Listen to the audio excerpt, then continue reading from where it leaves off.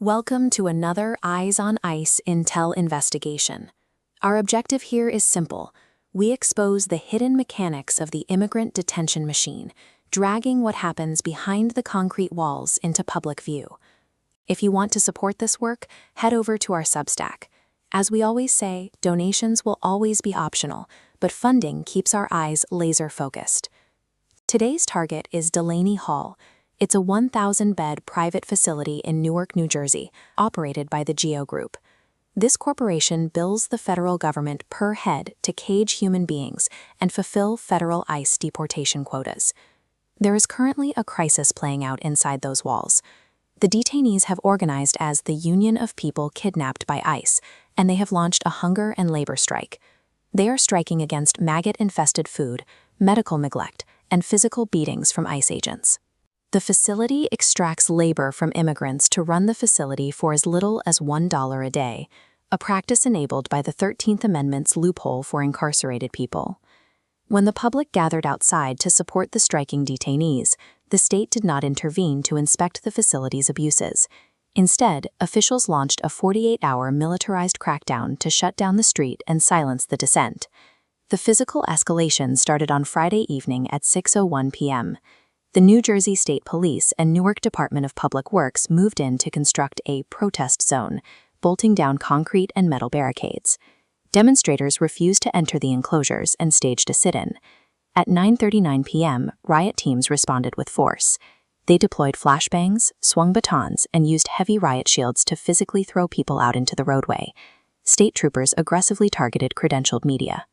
A marked WNDC news crew was forced directly into a chemical cloud, while Middle East Eye reporter Munira El-Semra documented officers striking journalists with batons through blind valleys of tear gas.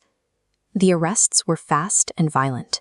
In one instance, an unmasked man was peacefully speaking about the historical links between chattel slavery and forced labor.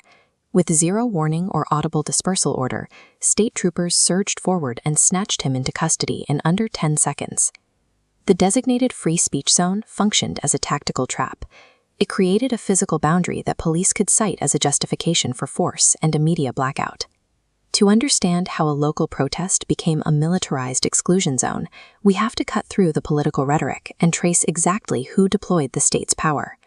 Governor Mikey Sherrill claimed she wanted to lower the temperature. In reality, she deployed the New Jersey State Police to take over the perimeter from ICE. By putting the state police on the front line, Sherrill weaponized state resources to act as a private security force guarding the GEO Group's perimeter. Mayor Ras Baraka oversaw the municipal crackdown. Despite previously participating in solidarity arrests at the facility, he signed the executive order that officially shut down the surrounding public streets. State and local leaders synchronized their powers to insulate a private detention corporation from public scrutiny. That executive order triggered a mandatory curfew at midnight on Sunday, locking down Doremus Avenue. This timeline infographic maps the 48-hour escalation, from Friday's barricades through Saturday's tear gas, directly up to Sunday's midnight curfew. The curfew established a half-mile exclusion zone around Delaney Hall, banning pedestrian traffic and restricting roads to official business. Troopers enforced this boundary through Monday morning, utilizing kettling maneuvers and snatch-and-grab arrests against anyone possessing a helmet or defying the new perimeter. The curfew transformed a public city street into a state-enforced buffer, severing the facility from the public's line of sight. The cameras have been pushed back, the streets are empty, and a state-mandated blackout has successfully enveloped the facility. But the Union of People Kidnapped by ICE is still striking inside. In under 48 hours, the state mobilized hundreds of troopers and issued emergency orders to secure every access road leading to the facility. These actions protected the GEO Group's operations, while the strike continued in the dark. Deep inside that fortress, striking immigrants continue to endure medical neglect and forced labor. The implementation of a half-mile barricade demonstrates the scale of the effort to isolate the strike from the city around it. Piercing that blackout is the only way to keep our eyes laser-focused on Delaney Hall.